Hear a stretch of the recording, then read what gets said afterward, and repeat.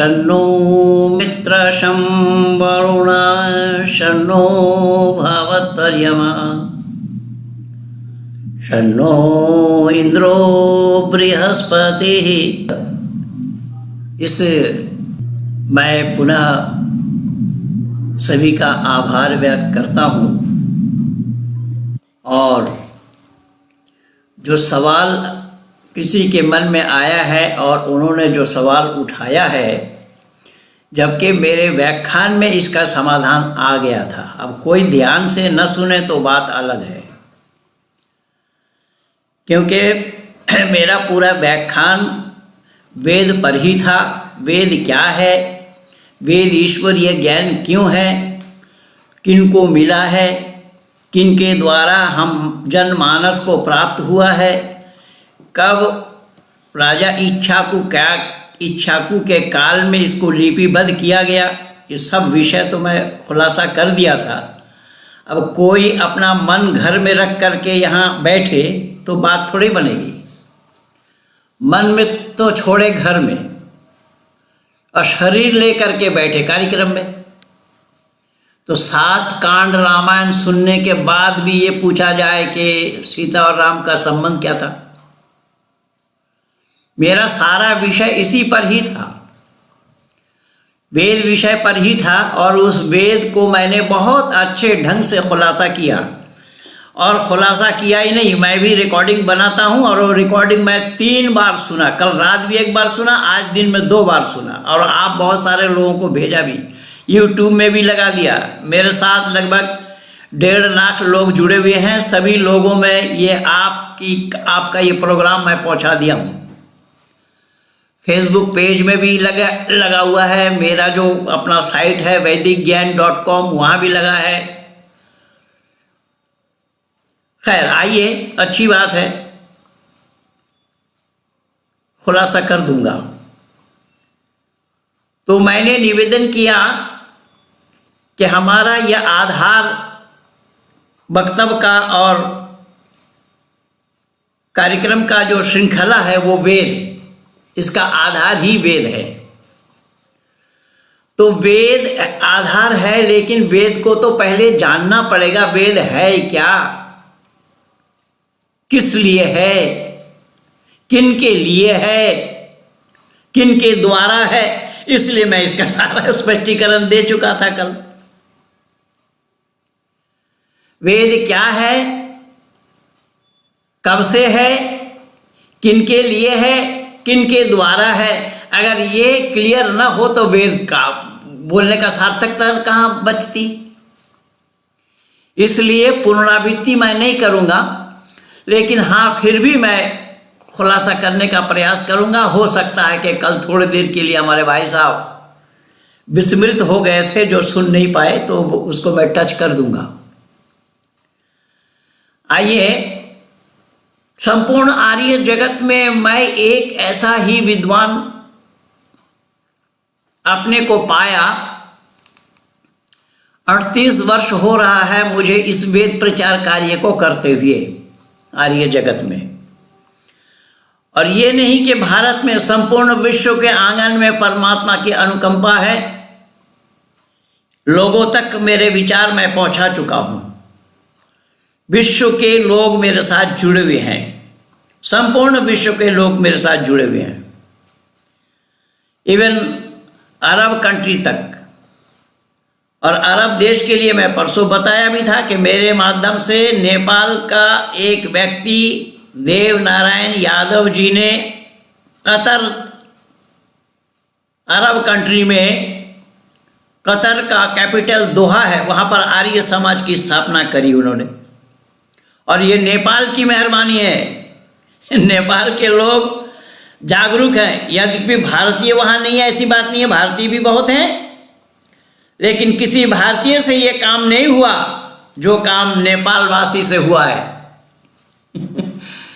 ये मैं अपने आप में गौरवान्वित महसूस करता हूँ।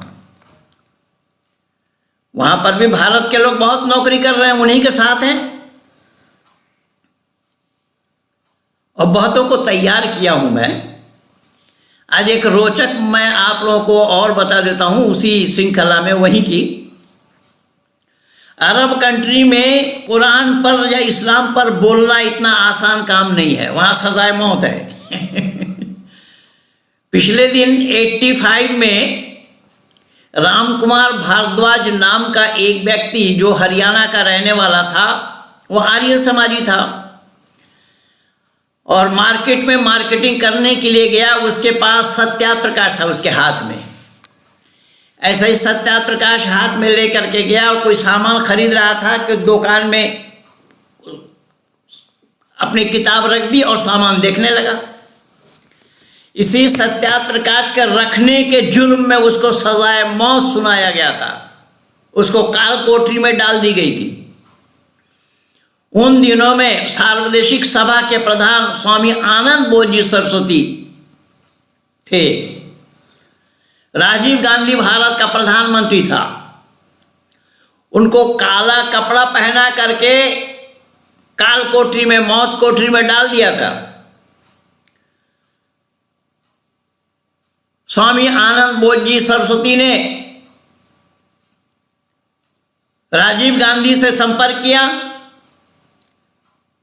और फिर उस अरब कंट्री के शाह से संपर्क किया और रातों रात उसका काला कपड़ा उतारवा करके घरेलू कपड़ा पहना करके भारत भेज दिया गया था। ये है आर्य समाज।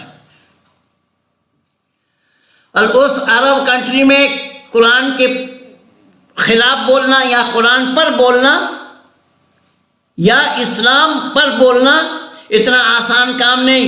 लेकिन मैंने सबको सिखाया। मेरे शिष्य मंडली जितना भी अरब कंट्री में है, चाहे वो सऊदी अरबिया में हो, क्योंकि मक्का और मदीना तो जाने नहीं देंगे, रियाज तक है, रियाज के आसपास में और जिला में है बहुत सारे लोग। और उन लोगों को मैं सिखा दिया हूं कि जो मैं कुरान से बोल रहा हूं, देखो ये यही लिखा हुआ है, मैं नहीं बोल रहा हूं, मैं अपने तरफ से नहीं बोल रहा हूं, ये यहां बात ये लिखी हुई है, अगर तुम्हारे कुरान में लिखी हुई है तो तुम ही समझो इसको। इसी एक पॉइंट में ही सबको मात दे रखा हूं और इसी एक पॉइंट में ही सत्याप्रकाश केस को दिल्ली हाई कोर्ट से जीता भी हूं। आप लोगों को शायद मालूम नहीं है कि ये सत्याप्रकाश यहां जो ये देख रहे हैं लाल कलर का, ये सत्याप्रकाश नहीं है, इसका वो फोल्डर बना हुआ है, उसमें सत्याप्रकाश केस विजय दिवस पर ही बांटा गया था सब लोगों को। और इसके पीछे सारा लिखा हुआ है, इसके पीछे सारा लिखा हुआ है, मैं आप लोगों को दिखा देता हूं। सत्याप्रकाश केस क्या था, बहुत से लोगों को जानकारी नहीं है और बहुत सारे दकियानूसी आर्य समाजी, क्योंकि आर्य समाजी तो वो जंतु है कि परमात्मा इनसे दूर रखे तो अच्छा है। आर्य समाजी जो अधिकारी हैं, जो आर्य समाज के अधिकारी बताते हैं अपने को दिल्ली में बैठे, इन लोगों को ये देखना चाहिए, इसमें वो सारा केस का विवरण लिखा हुआ है। और वो केस डाला गया था मौलाना अग्निवेश के द्वारा, जो अभी अभी मरा है।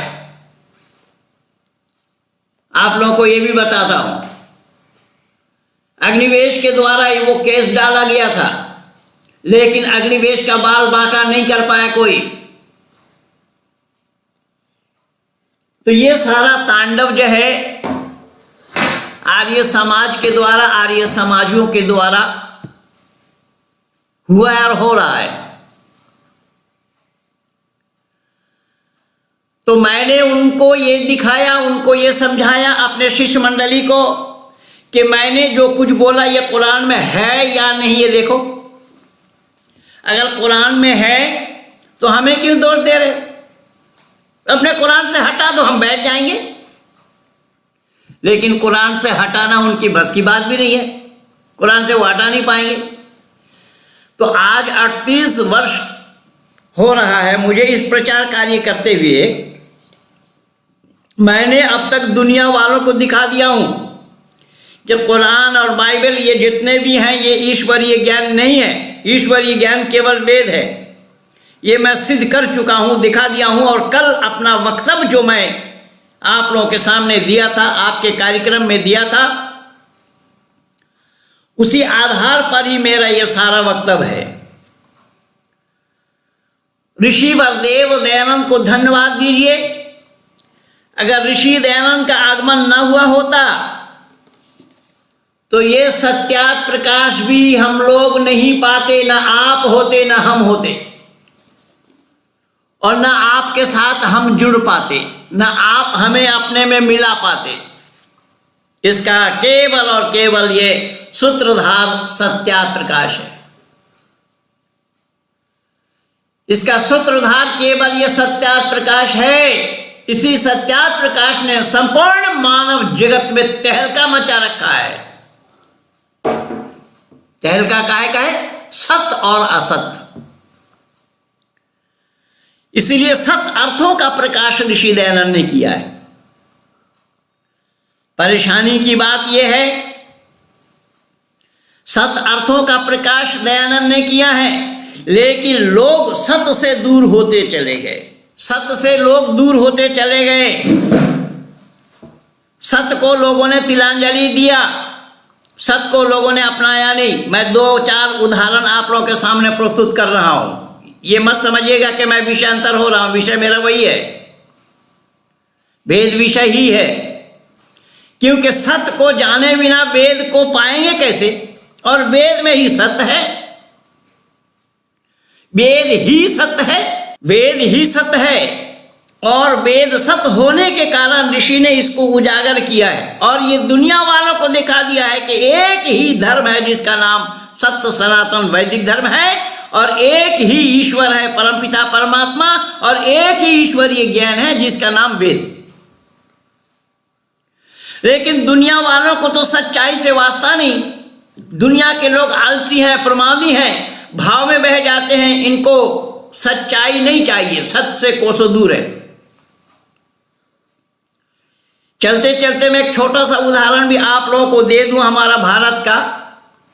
आप नेपाल वासियों को भी मालूम है, हालांकि नेपाल वासी भी इस समय शांति से नहीं है, वो भी मैं जान रहा हूं, अच्छे ढंग से जान रहा हूं, अच्छी तरीके से जान रहा हूं।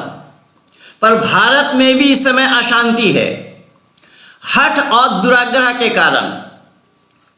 सरकार कह रही है जो कानून बनाया गया है, अगर आप लोगों को पसंद नहीं है तो 2 महीना के लिए, 2 साल के लिए इसको टाल देते हैं, फिर आप लोग कमेटी बनाइए, उस कमेटी के माध्यम से आइए तो फिर हम लोग चर्चा करेंगे। पर ये जो बॉर्डर को आप लोगों ने घेर रखा है, इसको खाली करिए। इससे भी मानने वाले नहीं है। ये हठ और दुराग्रह है, ये सत्य से कोसों दूर हैं।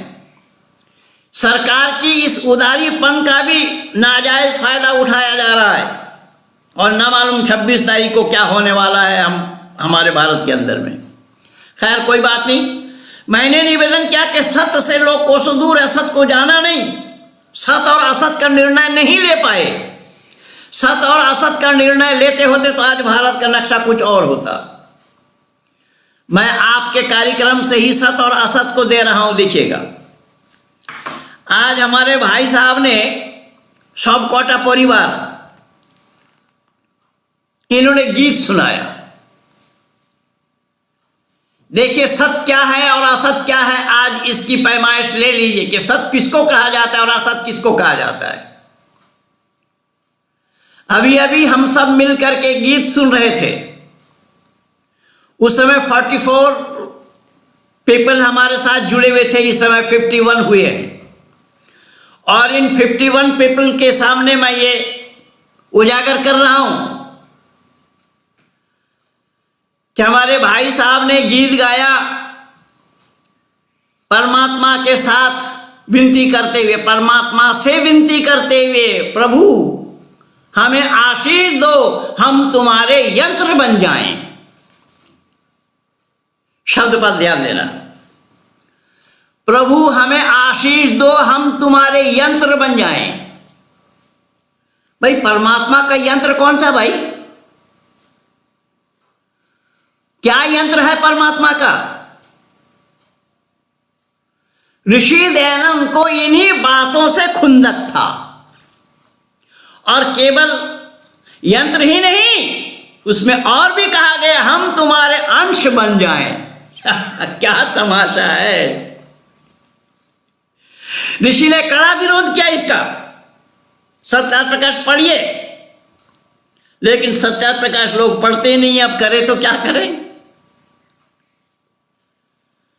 प्रभु का अंश कैसे होना संभव है? जीवात्मा प्रभु का अंश नहीं है, और ये सारे लोग इसमें धोखा खाए हुए, चाहे वो शंकराचार्य हो, बाबा तुलसी हो, स्वामी विवेकानंद हो, और XYZ इस तरीके के जितने भी हैं, सब धोखा खाए हुए, सब ईश्वर से वंचित हैं, ईश्वर को जानने का प्रयास नहीं किया, और ईश्वर का अंश बता रहे हैं। अरे ईश्वर का अंश कहां होगा, कैसे होगा भाई? ईश्वर ठोस है या तरल है या गैस है? किसका अंश निकाल रहे हो आप?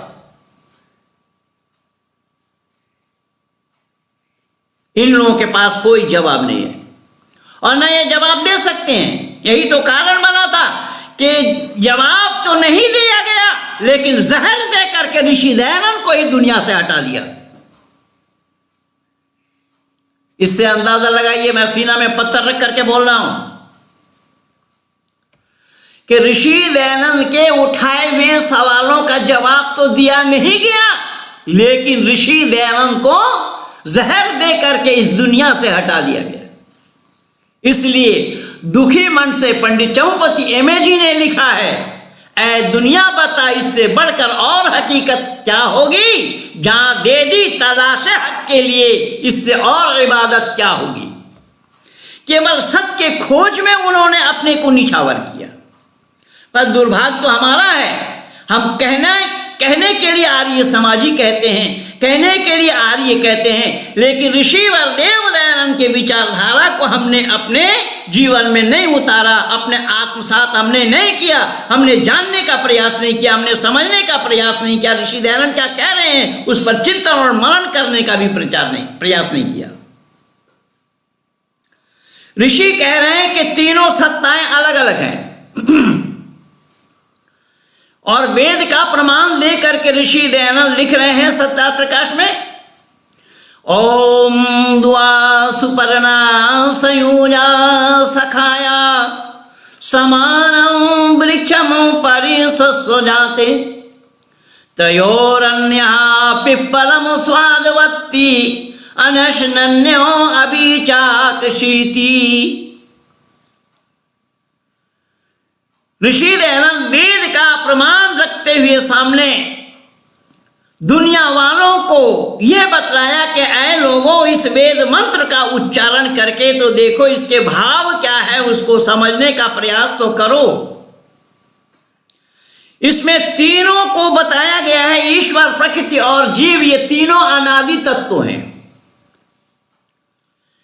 और अगर दोनों में एक हो गया होता, दोनों एक होता तो तीन नहीं होता,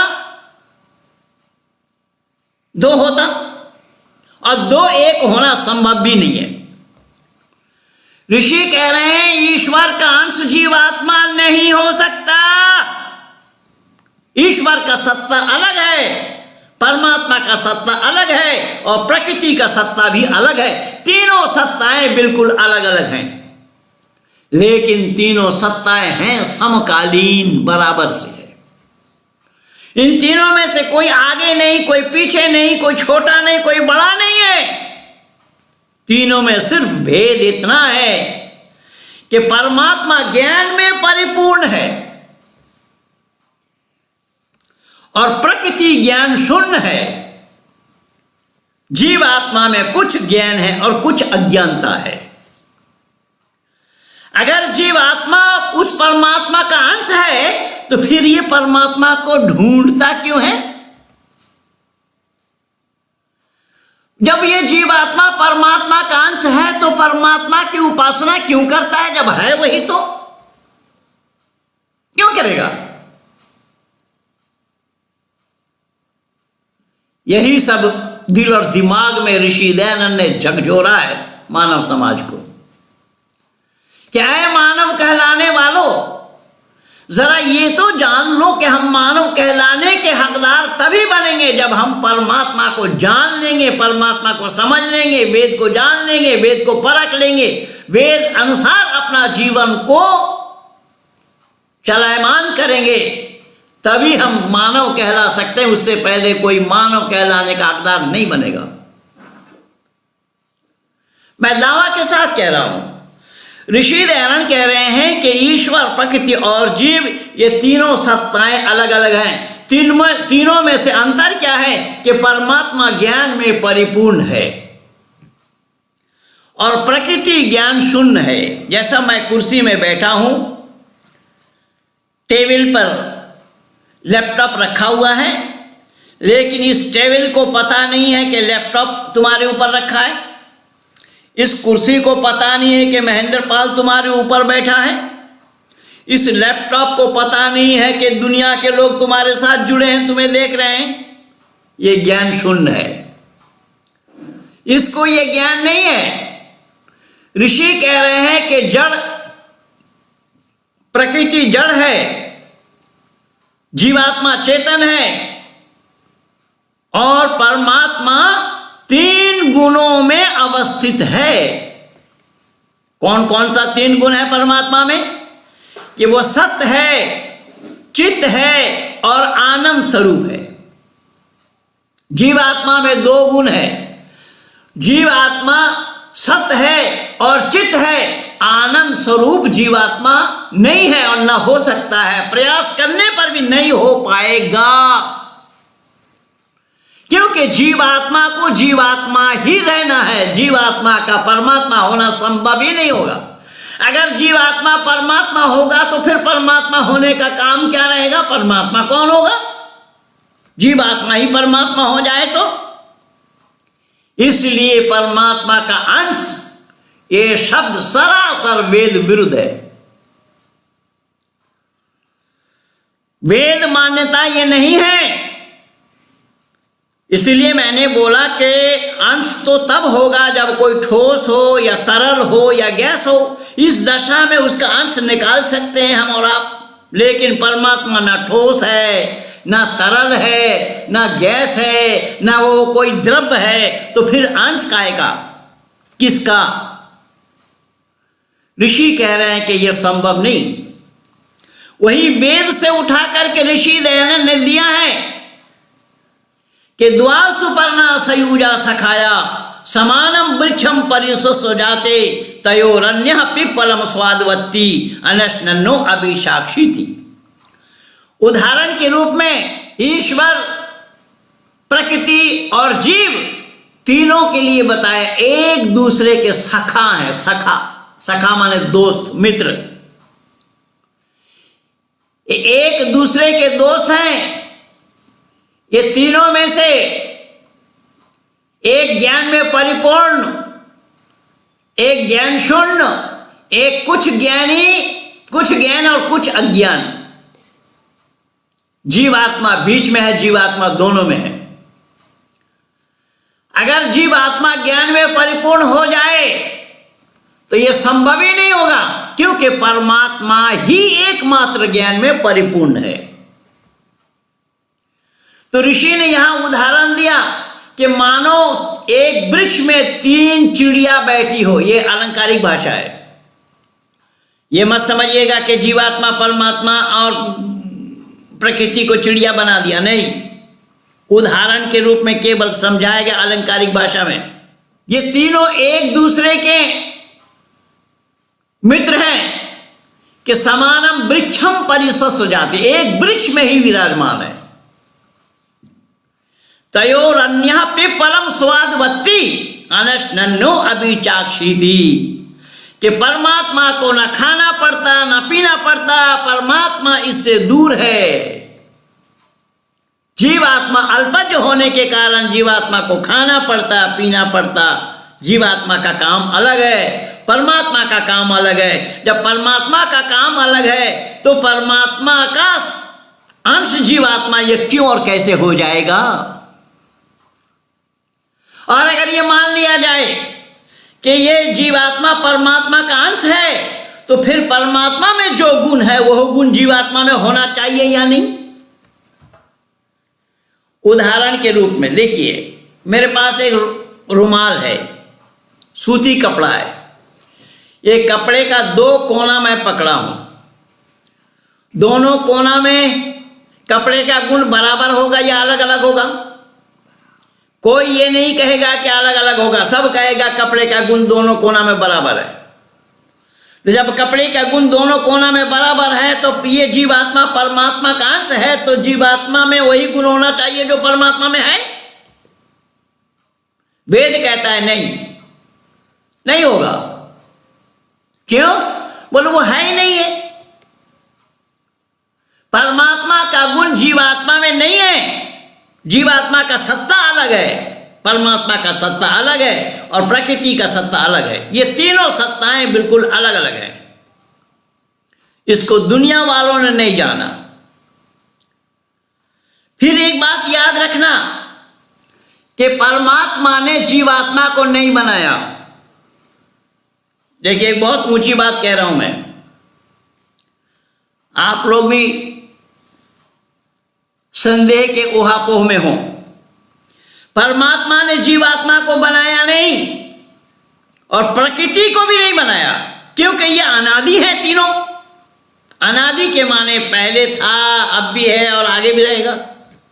इसीलिए वेद कहता सूर्य चंद्रमा समुधाता यथा पूर्वम कल्पयात। ये पहले भी था, अब भी है और आगे भी रहेगा। ये तीनों सत्ताएं जो हैं ये अनादि हैं, समकालीन है लेकिन अनादि हैं, आगे पीछे छोटा बड़ा नहीं है। तो मेरा तो हमेशा चलता ही रहता है डिबेट, शास्त्रार्थ, तर्क वितर्क। एक मौलाना ने मेरे से सवाल किया कि साहब आपके परमात्मा ने जीवात्मा को बनाया नहीं? मैंने कहा बिल्कुल नहीं बनाया।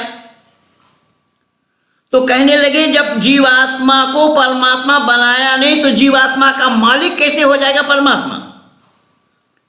मैंने कहा बिना बनाए मालिक होगा। तो उन्होंने कहा साहब बिना बनाए मालिक कैसे होगा? हम तो जानते हैं बनाने वाला ही मालिक होता है। मैंने कहा कि नहीं, बिना बनाए मालिक होगा।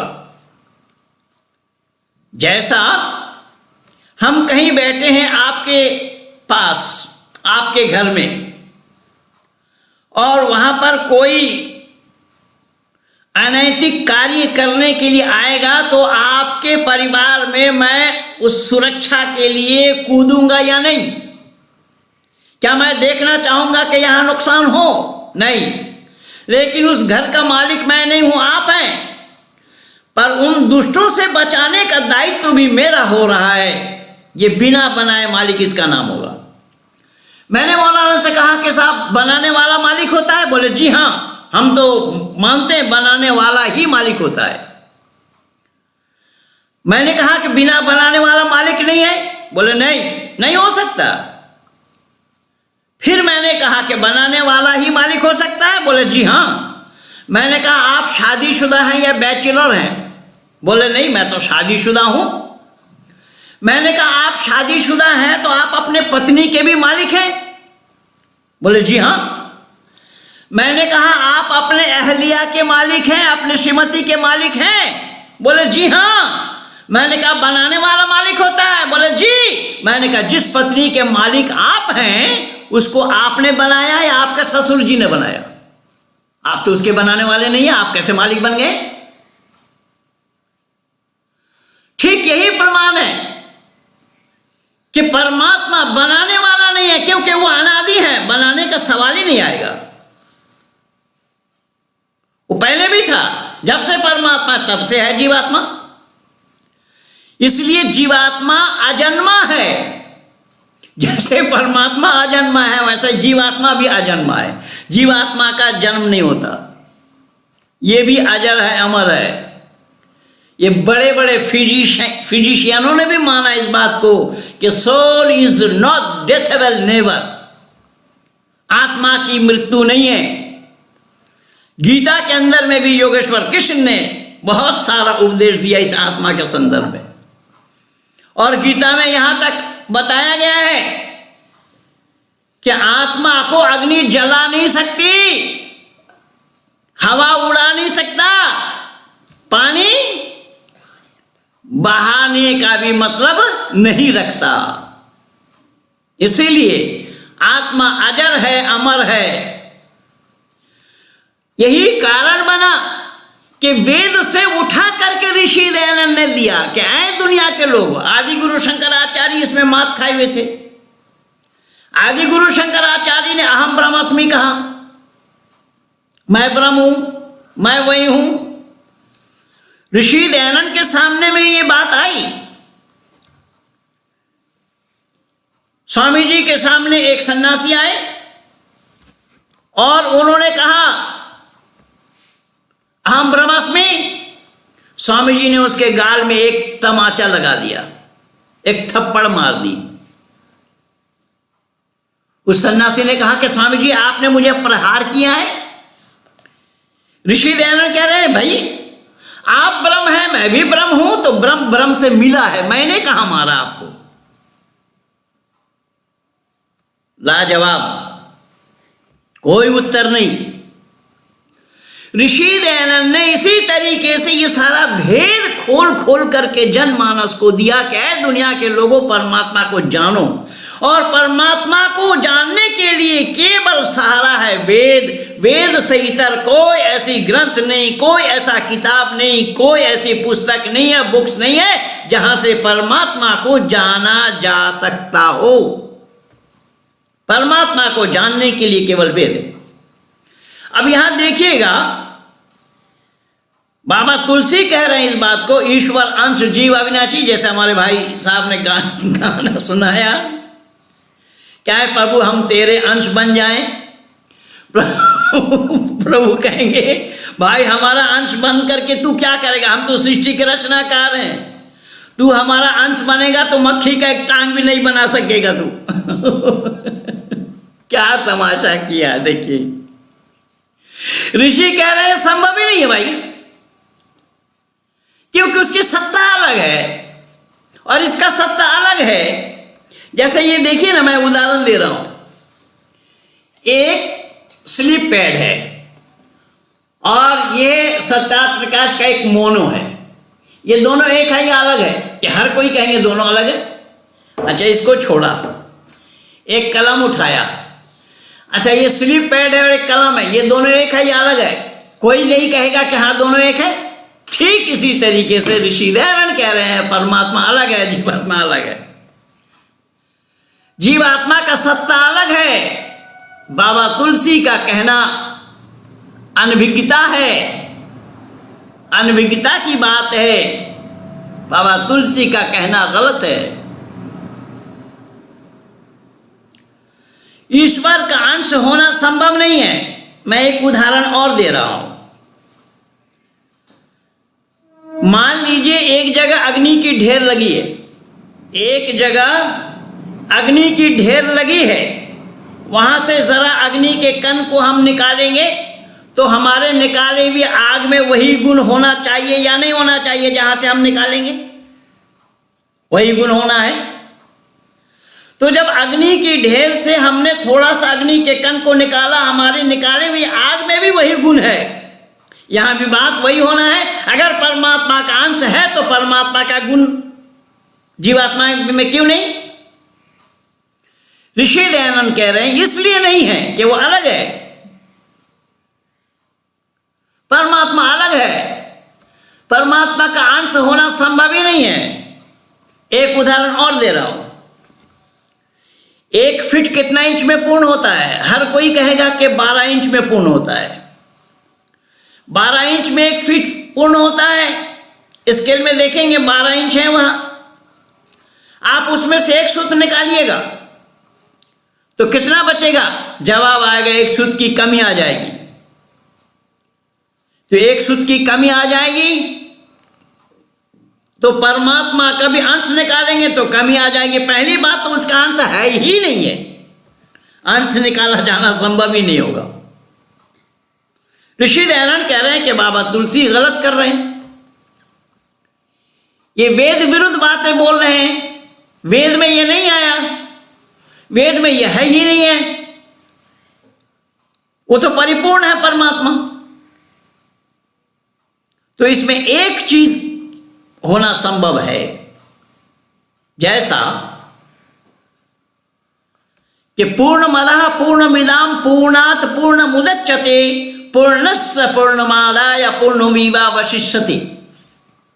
अगर कोई ये कहे कि वो पूर्ण है, ये भी पूर्ण है, पूर्ण से पूर्ण लेने में पूर्ण बाकी रहता है, लेकिन ये जीवात्मा रूपी पूर्ण नहीं है। वहां पर जीवात्मा पूर्ण नहीं है, जीवात्मा अल्पज है, सर्वज ही पूर्ण होगा।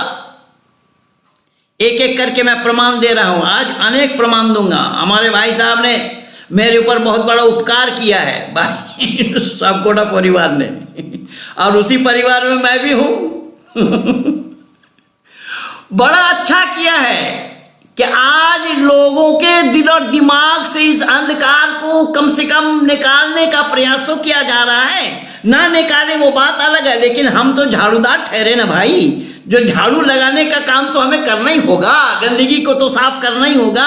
गंदगी को साफ किए बिना हम कहां रुकेंगे। तो दिमागी गंदापन जो है, दिमागी में जो गंदगी है, उसको साफ कराना, उसको झाड़ू लगाना, ये हम लोगों का काम है। इसलिए देखिएगा जरा क्या हुआ कि ऋषि कह रहे हैं कि नहीं, ये स्वाभाविक नहीं है, परमात्मा का अंश नहीं है। तो बोले पूर्णमदः पूर्णमिदं, परमात्मा का वहां ऋषि दयानंद ये कह रहे हैं। जैसे अभी भाई साहब ने बोला कि हम, ऐ प्रभु ऐसी कृपा करो हम तेरी अंश बन जाएं, तेरे यंत्र बन जाएं। अच्छा, परमात्मा में कौन कौन सा यंत्र है भाई, जिस यंत्र से परमात्मा चलते हैं? कौन कौन से पाठ पुर्जा लगे हैं उसमें? जिन पाठ पुर्जों में आप भी एक पुर्जा बनना चाहते हैं। क्या तमाशा है यार। परमात्मा में कौन कौन सा पाठ पुर्जा लगे हैं, जिस पुर्जों में से आप भी एक पुर्जा बनना चाहते हैं, चाहे वह स्क्रू हो छोटा है। मैं मन ही मन बहुत हंस रहा था कि भाई साहब आज मेरे गियर में, गाड़ी में भी गियर लगा दिया। जरा विचार करें, ऋषि दयानंद कह रहे हैं कि परमात्मा का अंश नहीं होगा, लेकिन परमात्मा के ज्ञान में से ज्ञान निकाले जाएंगे तो उसमें कमी नहीं आएगी। जैसा देखिएगा, ऋषि दयानंद कह रहे हैं कि हम परमात्मा के अंश नहीं हैं। हम परमात्मा के अंश होंगे तो हम भी परमात्मा हो जाएंगे, स्वाभाविक है। ऋषि दयानंद कह रहे हैं हम सब में परमात्मा है, लेकिन हम सब परमात्मा नहीं है। क्या समाधान दिया है, कमाल। ऋषिवर देव दयानंद कमाल की बात कर रहे हैं और कह रहे हैं क्या है, दुनिया के लोगों, भली प्रकार इसको जानो, समझो, समझने का प्रयास करो, परखो। क्या कि हम सब में परमात्मा है, लेकिन हम सब परमात्मा नहीं है। कितना सुंदर समाधान दिया देखिएगा। इसीलिए ऋषि दयानंद कह रहे हैं कि उसमें से ज्ञान निकालोगे तो कमी नहीं आएगी, क्योंकि वो ज्ञान में परिपूर्ण है। तो वो ज्ञान में परिपूर्ण होने के कारण वही पूर्णमदः पूर्णमिदं पूर्णात् पूर्णमुदच्यते पूर्णस्य पूर्णमादाय पूर्णमेवावशिष्यते, कि वो पूर्ण है परमात्मा, और परमात्मा के पूर्ण होने में, परमात्मा के उसी पूर्ण ज्ञान में से ज्ञान निकालोगे तो कमी नहीं आएगी। जैसा मैं बोला ना, हम सब में परमात्मा है, लेकिन हम सब परमात्मा नहीं है। हमारी सत्ताएं बिल्कुल अलग है। इसमें एक बात और मैं जोड़ रहा हूं, इसे भी भली प्रकार समझने का प्रयास करेंगे। वो बात यह है कि ईश्वर में 5 चीज नहीं है। यहां एक कम तमाशा और देखिए, ईश्वर में 5 चीज नहीं है। क्या क्या? रूप, रस, गंध, शब्द और स्पर्श। ये 5 चीज से परमात्मा अलग है, और वो 5 चीज में हम घर कर रहे हैं। ये पांचों के 5 ज्ञानेंद्रिय एक जगह है।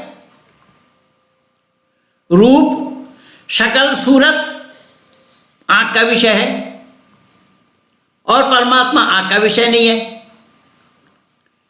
कई बार लोग कहते हैं कि हम तो ढूंढते हैं। अरे वेद कहता है कि अरे ढूंढो को काहे को, खो लिए क्या, खो बैठे क्या? खोते नहीं तो फिर ढूंढते कैसे? इसका मतलब तो यही हुआ तुम खो बैठे हो। तो परमात्मा ढूंढने की वस्तु नहीं है। और वेद में आया है तज्जति तद नहीं जति तद्धुरे तद्वंति के। ऐ लोगों, वह परमात्मा ज्ञानियों के नजदीक से नजदीक है और अज्ञानियों के लिए दूर से भी दूर है। यहां ज्ञान की दूरी बताया गया है कि परमात्मा को ढूंढने के लिए ज्ञान चाहिए और वो ज्ञान है वेद। वेद के बगैर परमात्मा का जाना जाना, पाया जाना, पाने का तो सवाल नहीं होगा। परमात्मा को पाने का सवाल नहीं है क्योंकि वो अप्राप्त नहीं है। हम नहीं जानते हैं वो बात अलग है, हम परमात्मा से दूर हैं वो बात अलग है, लेकिन परमात्मा हमसे दूर नहीं है क्योंकि वो ईशावास्यमिदं सर्वम यत्किंच जगत्यां जगत। वो परमपिता परमात्मा हर जगह ओतप्रोत है, जल में, स्थल में और गगन में, हर जगह मौजूद है परमात्मा। उससे कोई जगह खाली नहीं है। जल में, स्थल में और गगन में हर जगह परमात्मा मौजूद है, लेकिन दुनिया वालों ने जानने का प्रयास नहीं किया। ऋषि दयानंद कह रहे हैं यही अज्ञानता है, क्योंकि वेद को तो तिलांजलि दिया, ज्ञान को तिलांजलि दिया, तो परमात्मा को जानेंगे कहां से? यही कारण बना कि सारे ऋषियों ने हमें बैक टू वेदास बोला है, वेदों की तरफ लौटने की बात करी है, वेदों की तरफ लौटो ये बोला है, ये उपदेश दिया है।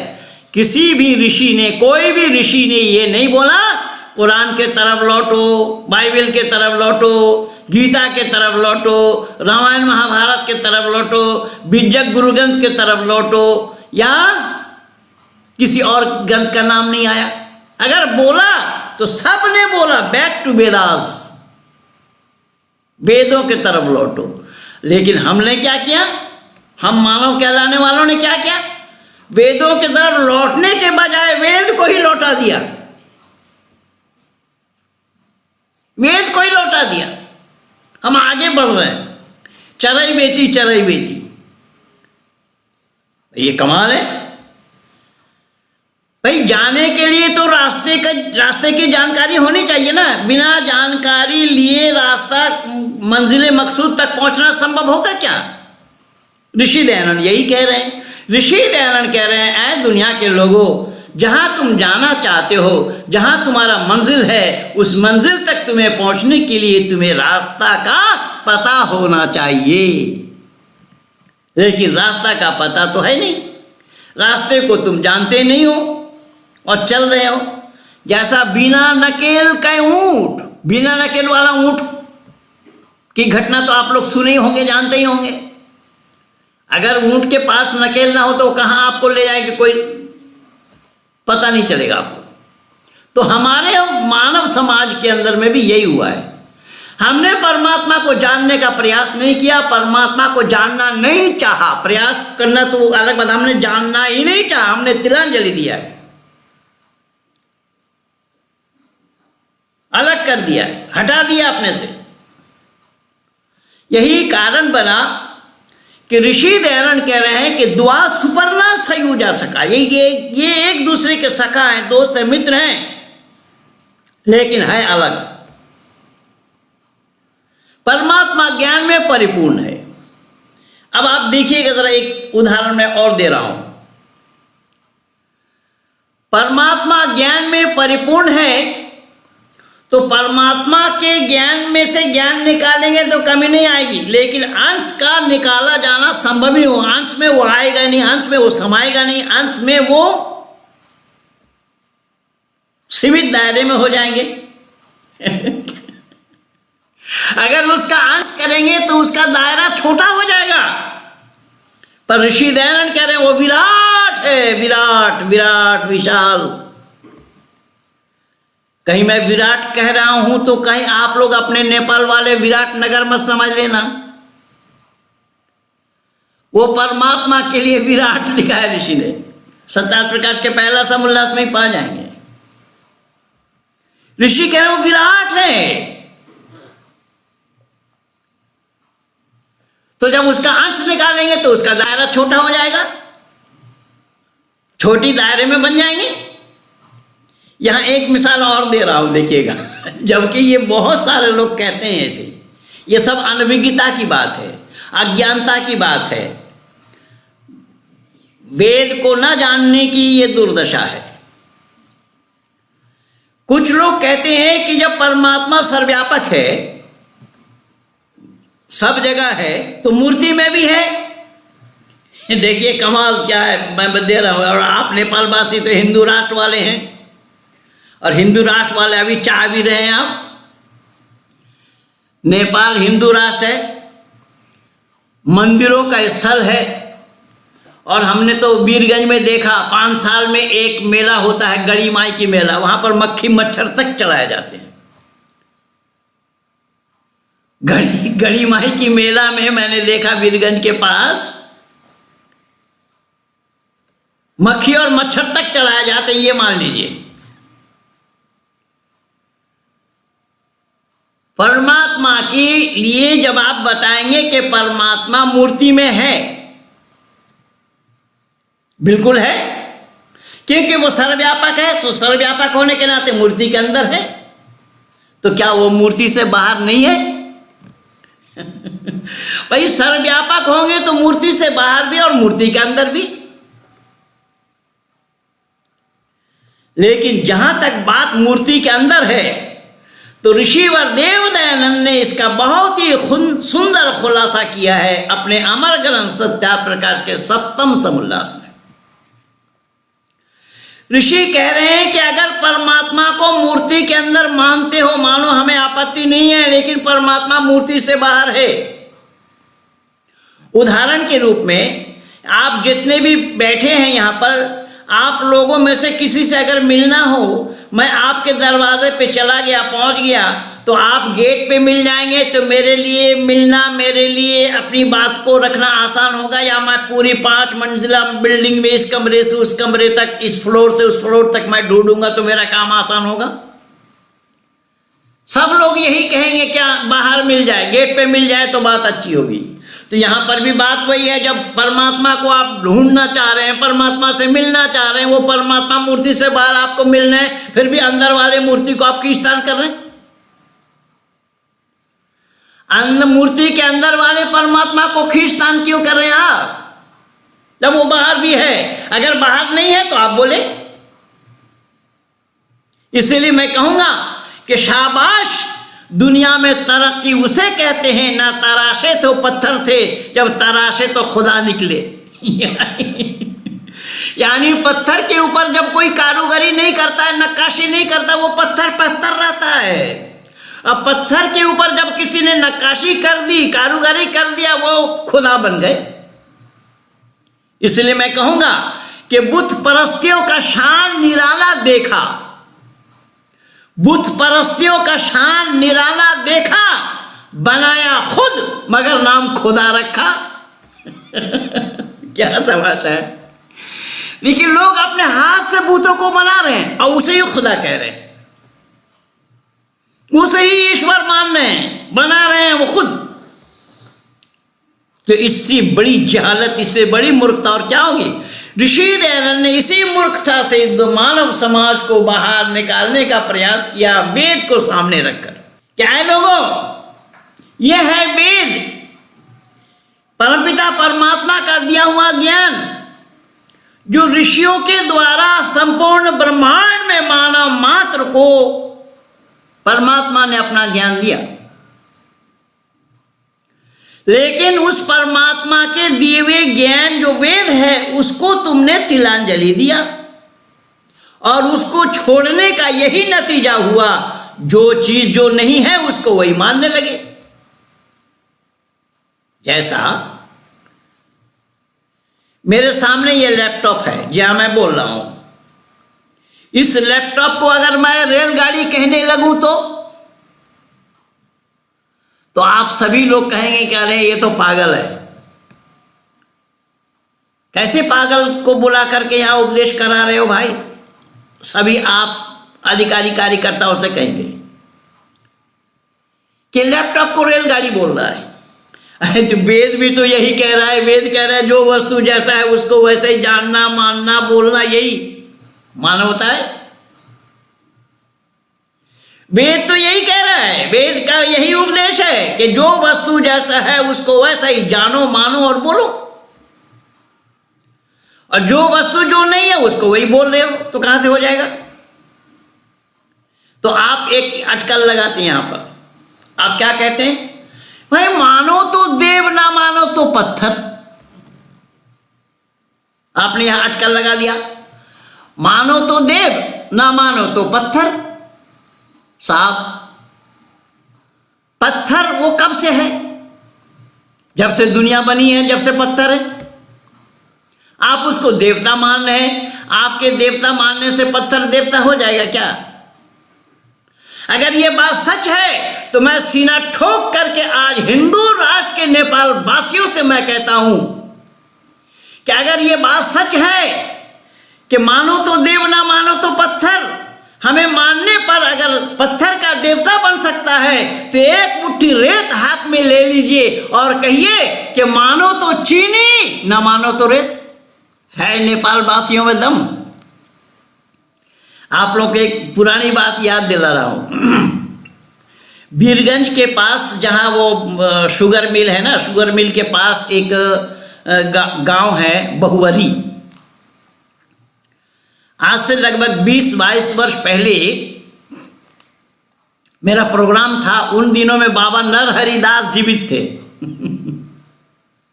बाबा नरहरि दास भी उस कार्यक्रम में थे मौजूद।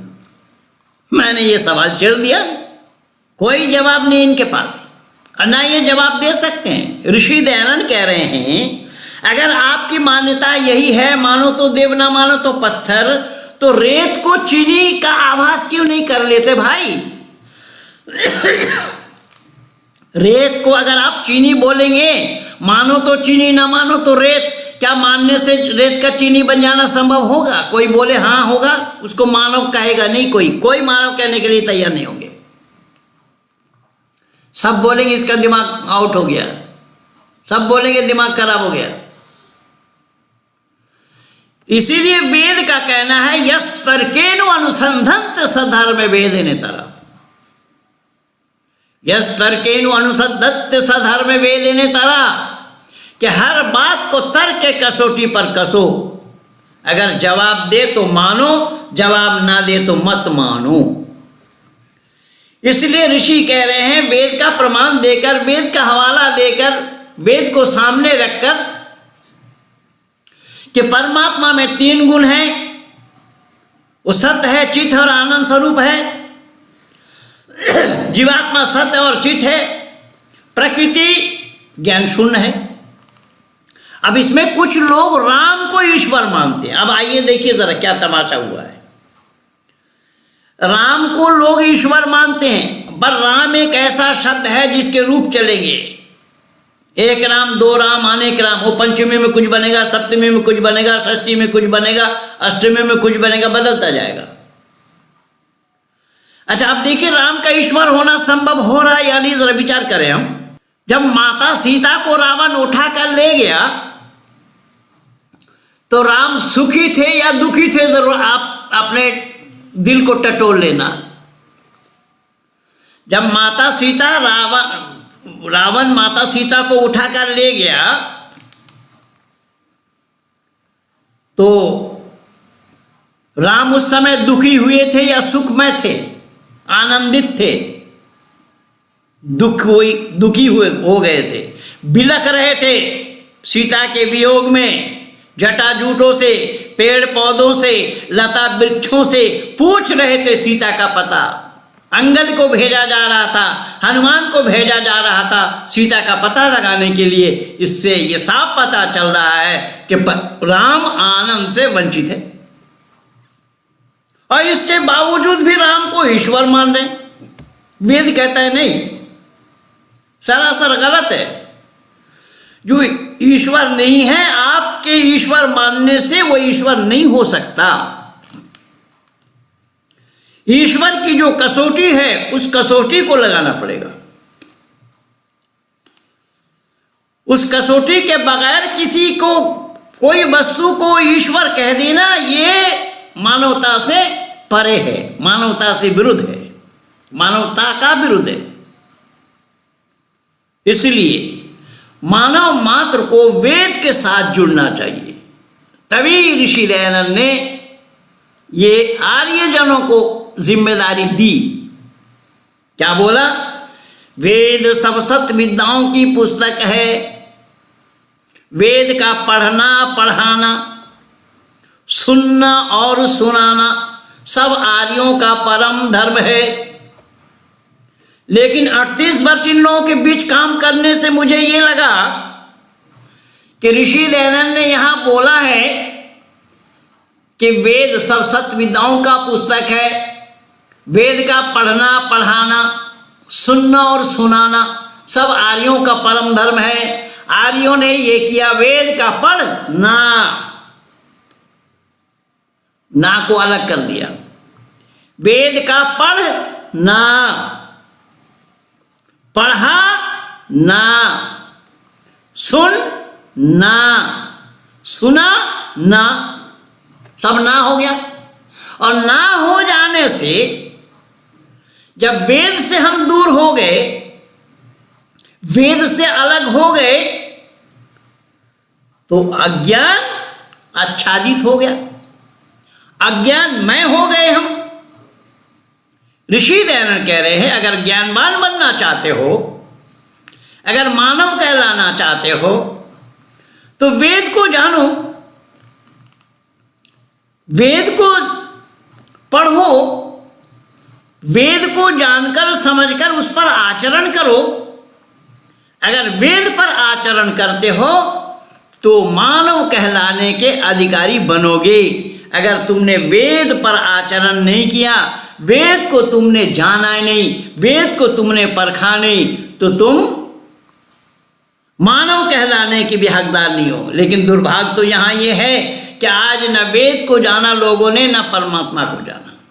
अगर परमात्मा को जानते होते तो भी बात बन जाती, और परमात्मा को जानने के लिए वेद के आगोश में ही जाना पड़ेगा, वेद के नजदीक आना पड़ेगा।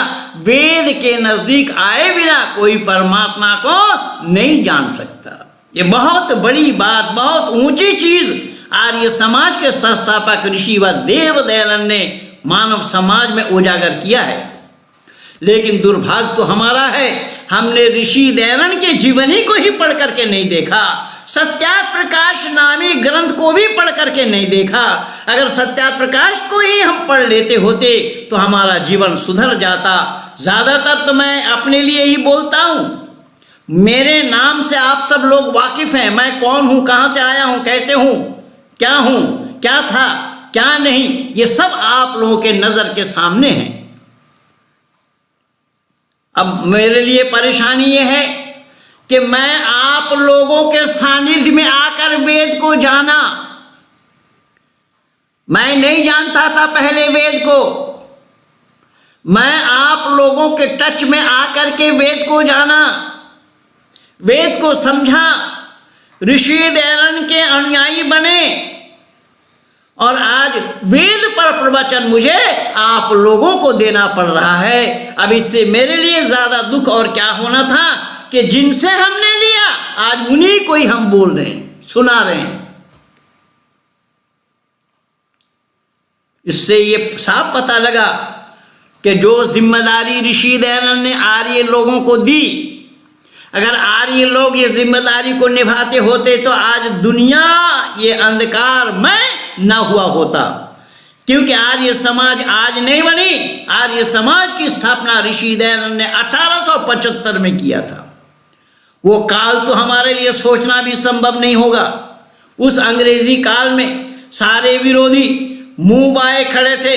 ऋषि दयानंद डंके की चोट में दिग्विजय करते हुए संपूर्ण भारतवर्ष में घूमते हुए ऋषि दयानंद ने डंके की चोट लोगों से कहा, दुनिया वालों से कहा, क्या है दुनिया के लोगों, वेद को जानो तभी परमात्मा को जान पाओगे। अगर तुम्हें परमात्मा का संतान कहते हो, अपने को परमात्मा का संतान कहलाते हो, तो संतान कहलाने से पहले पिता को जानना पड़ेगा, और पिता को जाना जा सकेगा केवल वेद के द्वारा।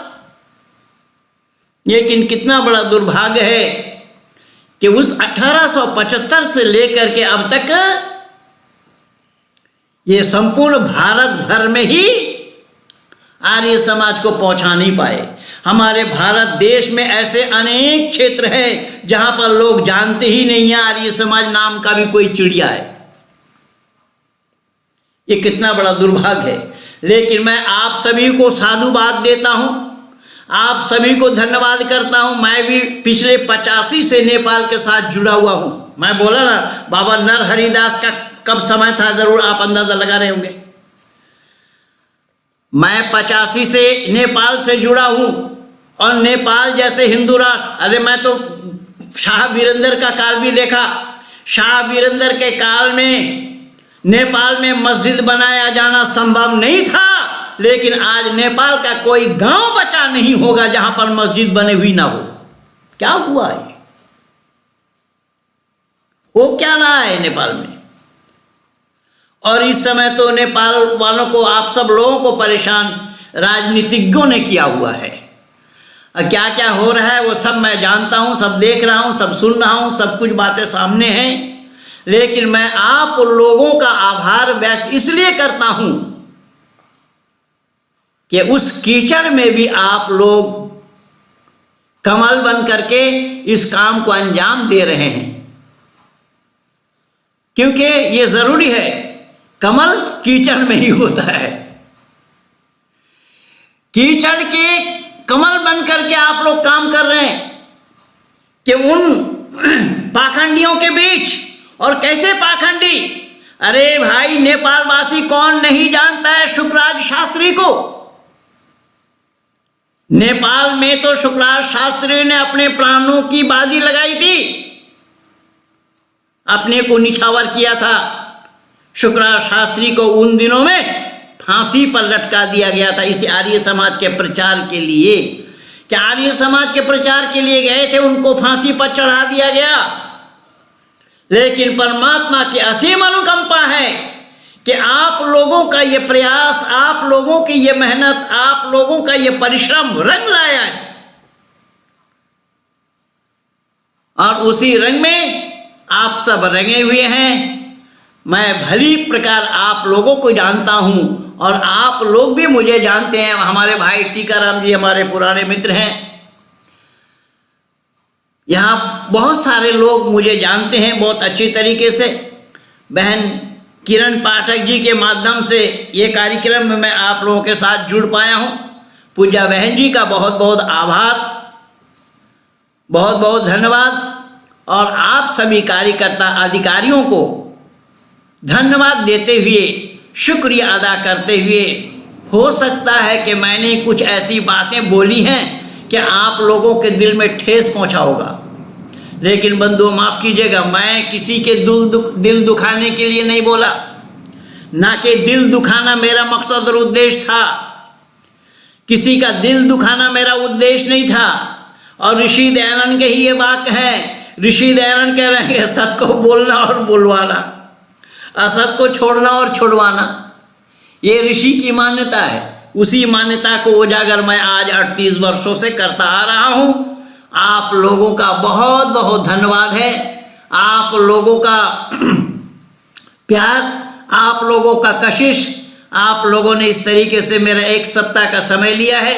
मैं ऐसा ही, वेद क्या है, वेद आया कहाँ से, वेद मिला हम लोगों को कहाँ से, वेद परमात्मा ने किन ऋषियों के द्वारा दिया, किस प्रकार से दिया, यही सब चर्चा।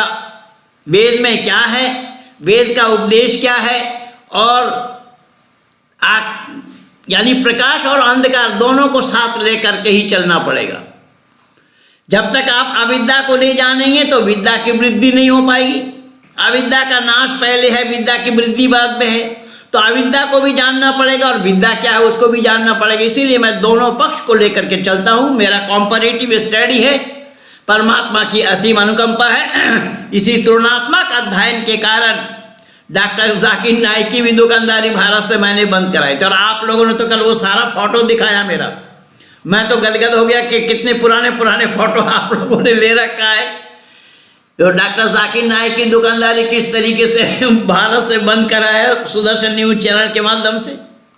तो मैं आप सब लोगों को अभिवादन करते हुए, नमस्ते करते हुए, समय के अंतर्गत मैं तो देख रहा हूं कि 5 मिनट ज़्यादा समय हो गया। भाई 5 मिनट समय आप लोगों का मैं लिया हूं, पर याद रखना मैं माफ़ी नहीं मांगूंगा, माफ़ हमारे यहाँ होता नहीं। अरे 5 मिनट का समय मैं आप लोगों का खाली लिया नहीं, मैं अपना भी दिया हूं भाई, मैं अपना भी दिया हूं।